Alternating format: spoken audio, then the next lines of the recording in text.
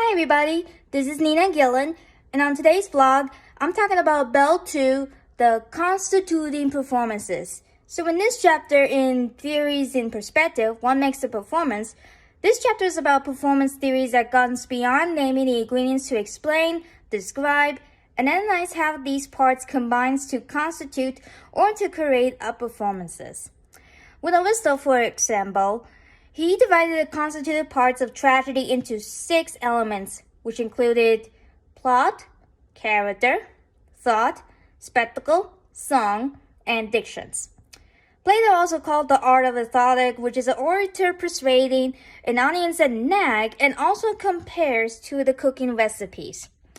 In the nature of performances, I read that it considers to try and build a performance theory as an explanation or a model that finds the commonalities in these events, which it created 3 constitutive elements of performances, which is including performance competence, audience evaluations, and heightened experiences.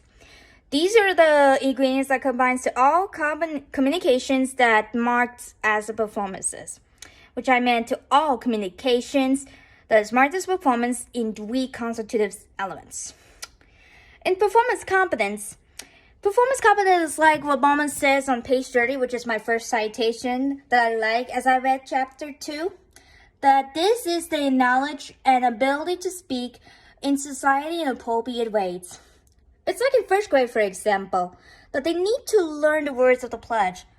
Well, I know if it's not easy, but they have to know beyond and understanding the correct way to say the words without messing up, and they need to respect their attitudes and performances.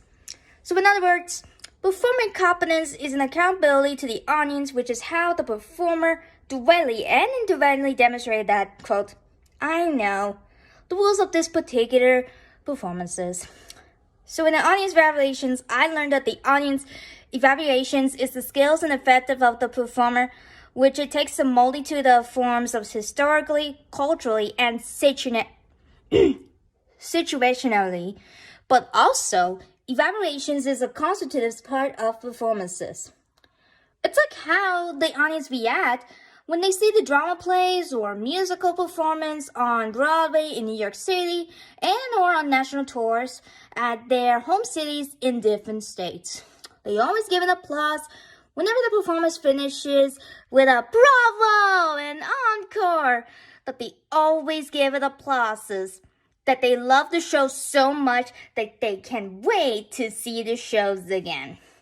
So not only musical concerts, but also sports events, sacred ceremonies, poetry readings, job interviews, and funerals that bears the responsibility of audience evaluation. So for example, when I went to see Hamilton, the musical, at the Fox Theater over the Labor Day weekend, I heard and saw the audience reacted to their singing and acting performances of the popular Broadway historical shows with screaming, laughing, crying, and clapping a lot. They love us so much and gave the national tour cast of Hamilton a big applause that represents how they did a great job of entertaining the audience that gives them memories of their lifetimes. And speaking of the lifetimes, there's a heightened experience that I read and learned about it. It says it's also one of the constitutive performance elements that relates how special is available in and through the performance for performers and for audience alike. It is also very difficult to the audience, they say, that they couldn't be able to describe their experiences as something different from their personal lives or their ordinary lives in their lifetimes. So not only the audience, but the other theorists tries to describe the experience with emotions, physical, and cognitive sensations in the audience members when they see some of their heightened moments in performances and other shows.